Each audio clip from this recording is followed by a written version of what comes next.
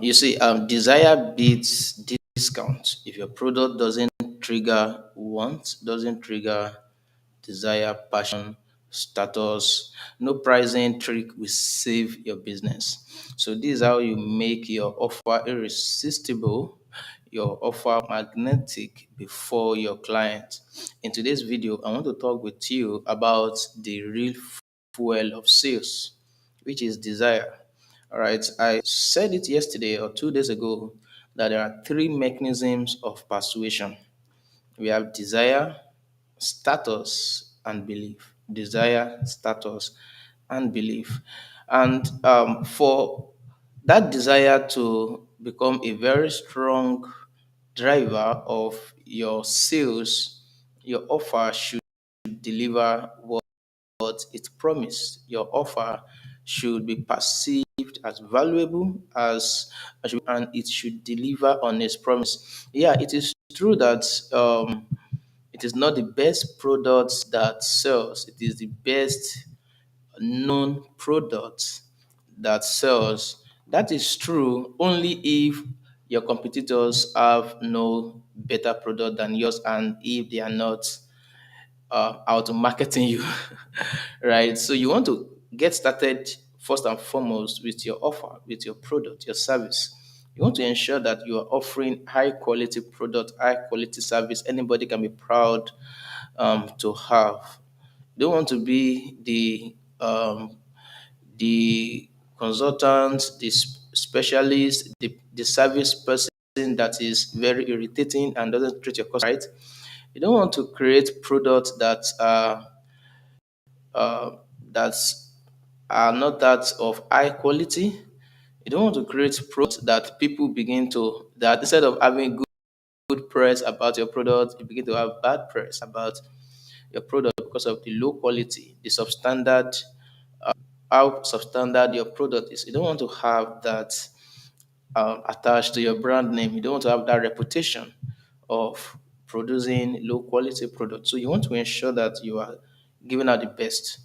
Yeah, you might have a minimum viable product, but that should at least test the market. It should test the desire of the market. It should make sense to the market. So when the market gives you feedback about your product, then you should start upgrading, start developing new features and ensuring that your product meets the standard. Your product satisfy the desire of the market. That's the first thing. You want to get started with ensuring that um, your product satisfy the desire of the market. Your product does what it says it will do. Your product fulfills the promise it's made. Your product delivers on its promise. So the offer you want to give should always deliver on this promise. Like you would have known, Domino's Pizza when they started, what shut their market up, shut their sales up is the promise, the offer they gave. All right, you can call it the unique value proposition, but the offer they gave. Um, hot, hot, fresh pizza Hot fresh pizza delivered unto you in 30 minutes or less, or you get it for free. I think that's it. Yeah. Hot fresh pizza delivered unto you in 30 minutes, or less, or you get it for free. They did not promise the sweetest, the most delicious, the best pizza. No, they promised hot, fresh pizza delivered in 30 minutes or less, or you get it for free. So your product, and they did everything they could for the number of years this offer ran. They did everything they could to deliver on that promise. Whether it's I don't know, and many people took them on that promise, not necessarily because they are hungry, just to test how they would deliver on their offer, on the promise, and they did, right? And when they could not get there in 30 minutes, you have a coupon to get free offer for your next order. That is how, that's the first thing. You work on offer. Make sure that your offer is positioned to serve the market. You are not just selling just to collect money from the market. You are serving, you are creating value, you are serving, you are taking people from point A to point Z. You are satisfying a need, a want in the market. So you want to recognize that want. So down to the next or to the first thing I said, desire. People have desires. People have desires of where they want to get to. They have a desire of living, of solving a pain, or of achieving a goal. So people have those two desires, either towards a goal or getting relieved from pain. From so you have to decide. You have to look at the market. What problem, pain,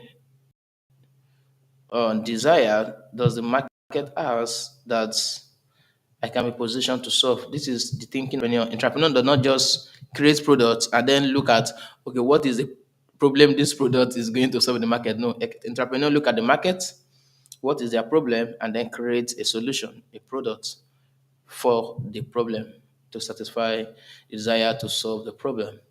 So having decided you're going to create the best products, the best offer for whatever desire your market has, then you now go to the market. What is their desire? You can do survey, you can create test product, you can just create test, just sales copy, all right, advertise it without creating the product and see what people really want. All right, get them into a wait list, get them ask them questions and see their answers. Then you can gauge from this survey, from these questions, you can gauge that this is the need of the market, this is what the market wants. And it's always work quite best if you are a prototype of the market you are serving. That's very great because you already have the need, the want, you already know where it is itching your customer base, your future customer base. So you want to work on ensuring that you are satisfying a big desire that's um, that creates a big market, and that market has big money, and that market is willing to pay for solution to the desire. So that's number one thing. So your products must be all about satisfying desire, a desire that drive people to want to buy, desire, a need, a want, drive people to want to buy your products. So if your offer doesn't spark desire, people will just scroll past your social media post, your page, your ad. If your product doesn't feel urgent, all right, so it's one thing for anybody to want to have an innate desire. The question is, has that desire been agitated such that they feel they have to satisfy that desire now? And that will happen through your messaging. Now they have the desire. You probably will not create desire. They already have the desire, right? They may not even know it. So your messaging, we bring out that desire from them. We make the desire pronounced. We make desire obvious, evidence before them, such that they now crave to satisfy it now. So that is the work of out of your presentation of the offer, of your copywriting, of your messaging, of your positioning your brand, positioning your products, that this product is for this particular type of people who have this particular type of desire. Your product is not for everyone, it is made specifically for this audience. And this audience, when they see that product, they take the product as their own solution. So your main, which is the marketing, is what stir up this desire in the hearts, in the emotion, in the mind of your audience, and ensures that they are salivating, they are thirsty, they are hungry for the solution. And that is where your product comes to place. So your messaging must create a sense of urgency if you want to lead people from just interest and desire to conversion. Should have a tension of urgency. Yeah, a urgency that this thing you get it now or somebody else will get it. An urgency is created when you have often with scarcity. When something is scarce, when something comes with a bonus that is timed, right? It is scarcity that creates many times urgency. When a bonus is timed, so that means it's not available forever. All right, or when this product is only for a limited number of customers, right, the product is still scarce. All right, that is what creates urgency. But you must first and foremost agitate their pain and problem. before they see an urgent need to buy it now. And then with your urgency statement messaging, they realize if they don't buy it now, they're going to miss out and somebody else will buy it.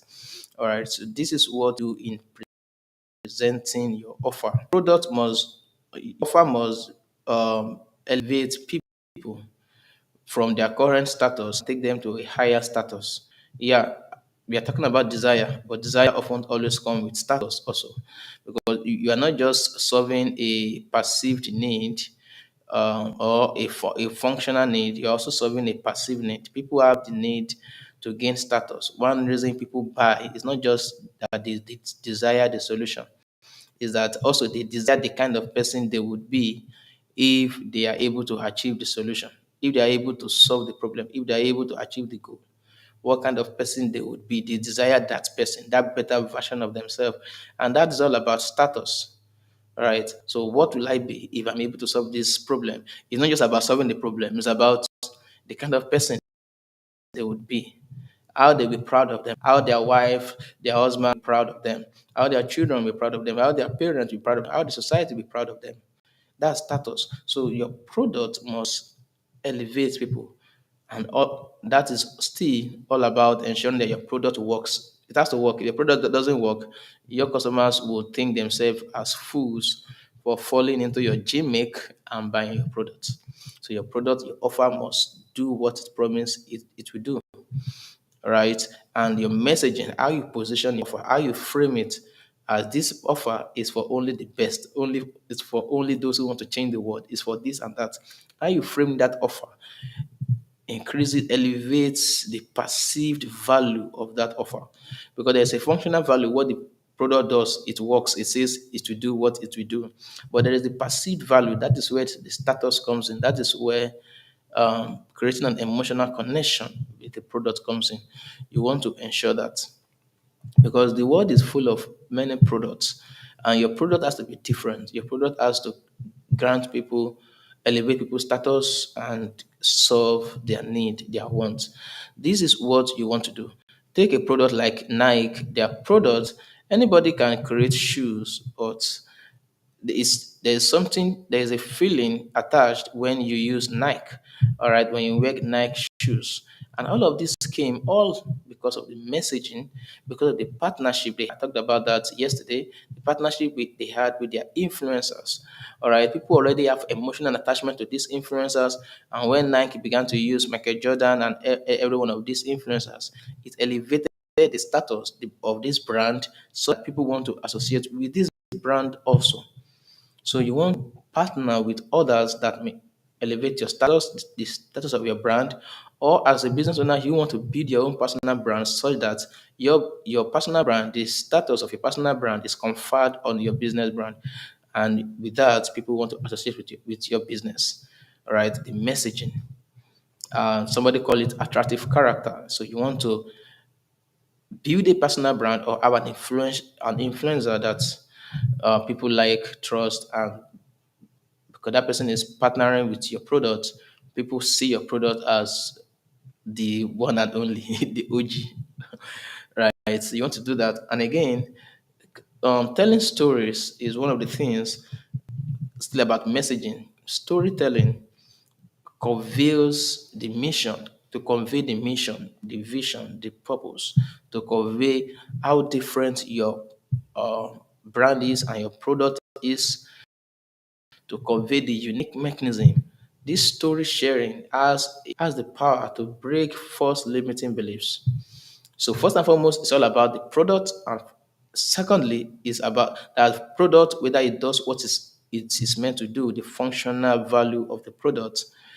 Second is the messaging, to communicate the perceived value. So the functional value must be right, the product must work, it must satisfy the result in the shortest possible amount of time, it must not require too much effort, it must have a faster speed of achieving the results, right?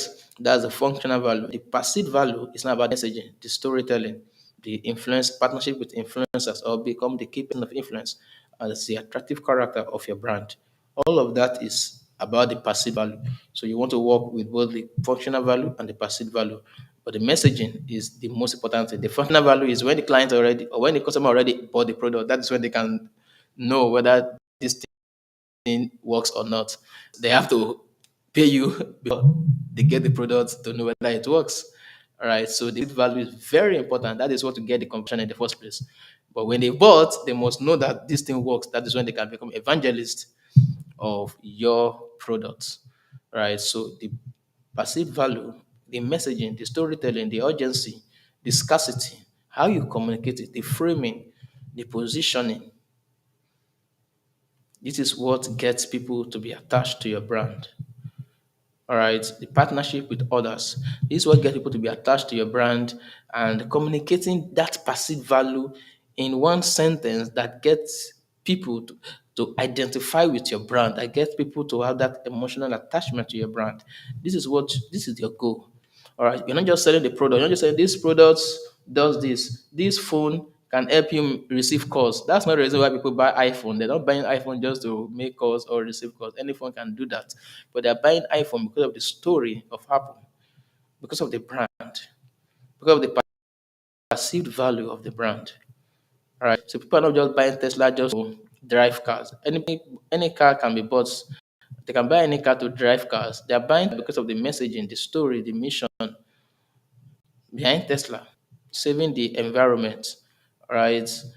Clean energy, all of that. The thing they want to identify with, the common thing, the emotional reason they want to identify it is the reason why they're buying Tesla. And of course, Tesla has a very great, attractive character, someone with a personal brand. That's the CEO, uh, Elon Musk. So you want to be that person that people want to associate with, and that will confer on your brand the same status people want to associate with your brand. All right, how you communicate the messaging, what gets people to want to identify with your brand. So you must tie your product to status, identity, to the transformation, not just the utility or the functional value, as I have said. You must build scarcity as urgency, as I have said. This is what gets people to want to rush, to want to make the decision now, not just contemplating about it. You must tell bigger story. Wrap your product in a narrative, what it means, what not just what it does, what it means, the mission, the purpose, how it's going to change the world. Tesla, Apple, they did this very well. Many businesses they do this very well, and you must do it also. Not just advertising your product like a commodity. No, you want to raise the value so that you can raise the price. This is how you do it. So you raise the perceived value. In fact, how you package the product beautifully would communicate to your audience whether this is a very high quality product or this is just one of the other products out there. Your presentation, the packaging of the products. This is how you increase the perceived value. Yeah. So this is what you want to do, and of course, you want to make sure that your product is you communicate to your product that if you want to achieve this transformation, this desire, this primal desire you have, then you have to get my product. That is what you want to do in your business going forward to ensure that you have irresistible offers. It's irresistible offer is about the presentation, the communication, the messaging, not just the functionality. It's when you've given them an irresistible offer and they've bought it, that is when they can experience the functionality. But you have to communicate it. It's a communication that gets the sales to be made. So you look at your main offer today. Would you chase it? It's something that if somebody sell your offer now, sell it to you the way you have been selling to others, will you want to buy it? Does it feel irresistible? It's something that you want to pick out your money right now and buy it. If somebody said your offer the way you have been selling to others, if someone communicate the same message to you right now, will you feel irresistible? Will you feel it is irresistible? You have to buy it now. Or does it sound like just another product in the market? If it sounds like another product in the market, then you want to start working on the messaging. You want to start working on that. If you want people lining up for your business, stop selling just the features. Start selling the desire. Start selling the result of the results. Start selling the mission, what this product means for the world. Start selling the identity your audience would have when they have this product. Start selling the problem, especially if people don't know yet know they have a problem, especially to the cold audience, the cold leads. Start selling the problem. Don't talk about your product. Talk about the problem. If you're talking to code leads, unaware leads, people who don't even know they have a problem, start telling them they have a problem they must solve now. It is when they have that problem, now the desire is strengthened. They are looking for solution. Then communicate the messaging in such a way that they want the product now. That is what you need to do, and that is what I want to share with you in today's video. If you've not yet joined our waitlist, go to pmi.ng/waitlist and our two premium courses: email marketing secrets, mental art secrets. These two courses would ensure that you are equipped with knowledge of how to manage email lists for your business or for other people's business as a freelancer or as an employee, and you don't have to run ads that convert. All you have to do is to go to pmi.ng/waitlist and join the waitlist so that you'll be able to get access when these two courses are available. And if you want to work with us to help you 10x your business revenue within 12 weeks, all you have to do is to apply to work with us at pmi.ng. Just go to the homepage. You click the button, apply to work with us, answer 10 needs assessment questions, input your name and email address, and then schedule a 45-minute session with us so that we can see whether we are a fit for you, you are a good fit for us, and then we can work together if you are a fit for us. So if you enjoyed this video and you want to see more of it, share this video to your network and share that people watch this video, they learn a great lot, and then they're able to create irresistible offers and sell their product like crazy. See you again tomorrow, and I wish you a